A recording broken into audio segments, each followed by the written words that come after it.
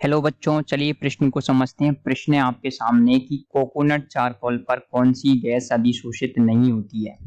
पहला विकल्प है हीलियम, दूसरा विकल्प है नियोन, तीसरा विकल्प है ऑर्गन, चौथा विकल्प है रेडोन। तो आपको बताना है कोकोनट चारकोल पर कौन सी गैस अधिशोषित नहीं होती है।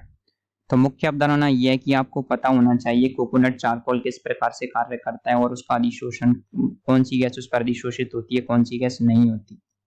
तो आपको कोकोनट चारकोल यानी कि कोकोनट का मतलब होता है नारियल चारकोल, ये एक इंग्लिश वर्ड है कोकोनट। तो कोकोनट चारकोल के जो उस पर कौन सी गैस अधिशोषित होती है वो आपको पता होना चाहिए। तो इस प्रश्न की मुख्य अवधारणा ये होगी कोकोनट चारकोल पर अधिशोषण का आपको पता होना चाहिए। तो हम सभी लोग जानते हैं कि हमको जो ऑप्शन में दी गई चार की चारों गैसें हैं, पहला हीलियम, नियोन, ऑर्गन और रेडोन, चारों की चारों क्या है आपके अक्रिय गैसें हैं।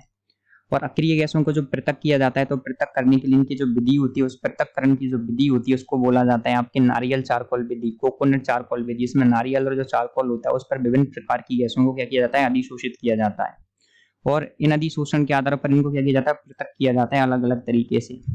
तो देखिए, जो अधिशोषण का मतलब होता है गैस का उसके अंदर अधिशोषित हो जाना। तो क्या होता है कि जो आपके जो बाहरी गैसें होती हैं, जैसे कि आपके नियोन है, ऑर्गन है, रेडोन है, ये क्या होती हैं, ये भारी गैसें हैं। तो इनका जो वजन होता है वो ज्यादा होता है, उस वजह से भारी होने की वजह से ये सारी की सारी गैसें क्या होती हैं, नारियल चारकोल पर क्या हो जाती हैं, अधिशोषित हो जाती हैं। कोकोनट चारकोल पर ये अधिशोषित हो जाती हैं। जो आपकी हीलियम गैस होती है, हीलियम का आप जानते हैं, हीलियम आती है आपका परमाणु क्रमांक 2, इसका जो परमाणु भार होता है वो 4।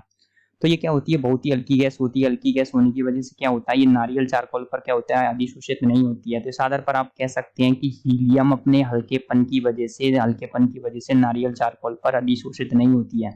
तो कोकोनट चारकोल पर अधिशोषित नहीं होने वाली गैस होगी आपके हीलियम, नियोन हो जाती है, आपके रेडोन भी हो जाती है और ऑर्गन भी हो जाती है। तो आपके प्रश्न का सही उत्तर आएगा विकल्प हीलियम। आशा करते हैं आपको प्रश्न का उत्तर समझ आया होगा। धन्यवाद।